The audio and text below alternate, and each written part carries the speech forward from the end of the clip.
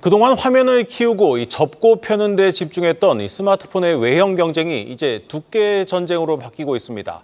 삼성전자도 두께를 한층 줄인 폴더블 폰을 이르면 10월 출시할 예정입니다. 특히 시장을 장악하기 시작한 중국산 폴더블 폰에 맞서서 기술력과 성능에 더해서 두께까지 경쟁력을 갖추겠다는 겁니다. 산업부 정재용 기자 나왔습니다.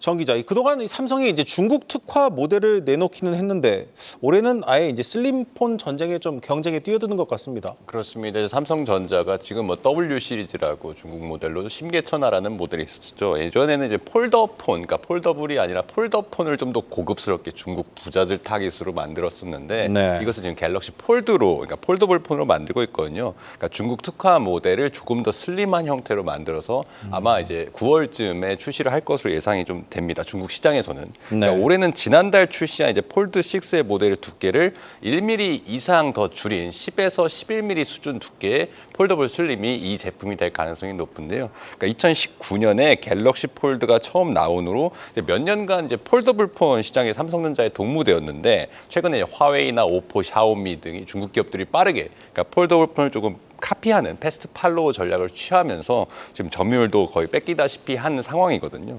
제가 사진을 하나 준비했는데요. 띄워주시면 중국 화웨이의 스마트폰 자회사 아너가 다음 달에 독일 이파 2024에서 출시하는 폴더블 폰 저게 이제 아너 매직 V3라는 제품의 광고인데 보시면 이제 삼성전자의 제품들을 연차별로 쭈르륵 나열해 놓은 것을 볼 수 있습니다. 저게 뭐냐면 자기네들 폰이 이제 폴더블 폰이 삼성 폰의 두께보다 훨씬 얇다라는 걸 좀 강조를 하고 있습니다. 폴드 6 같은 경우에 저기서 보면 접었을 때 두께가 12.1mm인데 아너는 이거보다 2mm가량 더 줄인 9.2mm까지 구현했다는 걸 좀 강조를 하고 있습니다. 네, 이 스마트폰 초창기에 펼쳐졌던 이 두께 전쟁이 이제 폴더블 폰에서 좀 재현되고 있는 모습인데 한동안 좀 화면을 키우는 데 집중을 했는데 이제 좀 너무 커진 것 같으니까 다시 얇게 만드는 데 이런 전쟁이 시작된 건가요? 그렇습니다. 한창 이제 폴더블 폰이 처음 나왔을 때 드디어 폼팩터 혁신이다, 스마트폰을 좀 다양하게 만드는 시도들이 있었다가 최근 들어서는 애플도 마찬가지고 거의 바뀌는 하드웨어상으로는 바뀌는 게 없었는데 이제 인공지능 폰이라는 걸 최근에 좀 강점을 좀 두기도 했었죠.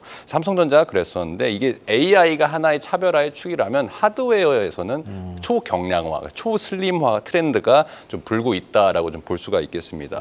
특히 이제 폴더블 폰 같은 경우에 대중화의 가장 큰 약점으로 꼽혔던 게 무게와 두께 이런 거였잖아요. 이를 이제 기존의 바형 스마트폰, 우리가 평소에 쓰는 바형 스마트폰 수준까지 만들겠다는 목표입니다. 그러니까 삼성전자가 인공지능이나 이제 소프트웨어에 집중하던 사이에 중국 기업들이 좀 빠르게 얇은 폴더블 모델들을 계속 내놓고 있습니다. 그러니까 아너뿐만 아니라 샤오미도 최근에 출시한 이제 믹스 폴드 4 같은 게 9.5mm고 구글도 최근에 이제 폴더블 폰을 내놨는데 이것도 삼성 거보다는 더 얇습니다. 그러니까 모두 삼성보다 얇은 약간 두께로 차별화를 하고 있다는 겁니다. 근데 이게 실제로 만져보면 사실 이제 힌지에서는 조금 품질이 좀 떨어지는 것도 있긴 한데 어쨌든 두께를 좀 얇게 만들었다는 거를 차별화 포인트로 내세우는 거고요. 이게 이유가 이제 중국의 디스플레이 기업들의 올레드 기술력이 좀 고도화되면서 예전에는 삼성 디스플레이 올레드를 갖다 썼는데 중국 기업들도 이 기술력이 올라오면서 이제 스스로 발전시킬 수 있고 힌지 기술도 좀 나날이 발전을 하면서 삼성전자의 폴더블 폰 점유율까지 좀 앗아가고 있는 그런 상황이라고 볼 수 있는데 실제로 1분기 기준에 이제 화웨이가 지금 폴더블 폰 시장 점유율에서 35%로 1등을 차지했고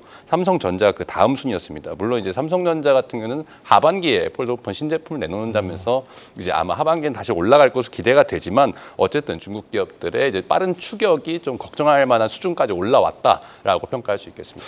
그런데 중국 시장에서는 삼성전자의 점유율이 아주 좀 작은데 이 슬림 모델이 중국에서만 판매가 되는 겁니까?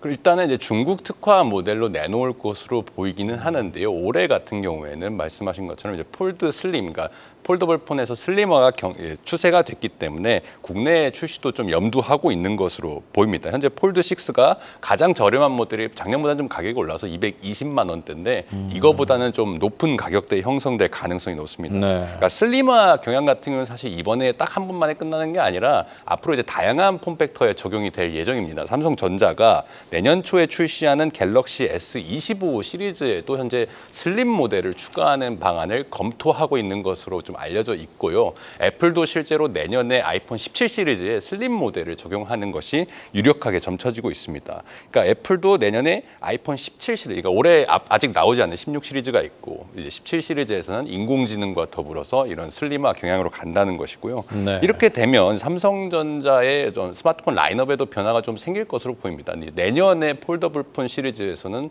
뭐 지금은 좀 특화 모델로 내세운다면 하나의 정식 모델, 그러니까 슬림 모델이 정식 모델로 추가될 가능성이 높습니다. 업계에서는 이제 한 2026년을 기점으로 스마트폰의 폼팩터의 좀 다양화가 다시 한번 진행이 될 것으로 좀 기대를 하고 있습니다. 그 이제 시발점이 애플이 이제 2026년에 폴더블 폰을 만든다라는 전망을 지금 프로젝트를 계속 추진을 하고 있기 때문인데요. 이를 계기로 아마 삼성전자에서도 지금 기술적으로 검토를 하고 있는 게 뭐 2번 접는 거라든지 아니면 슬라이더블 폰, 그러니까 밀어서 화면이 커지는 이런 다양한 폼팩터가 아마 다시 한번 등장하지 않을까 이렇게 기대를 좀 하고 있습니다. 네, 잘 들었습니다.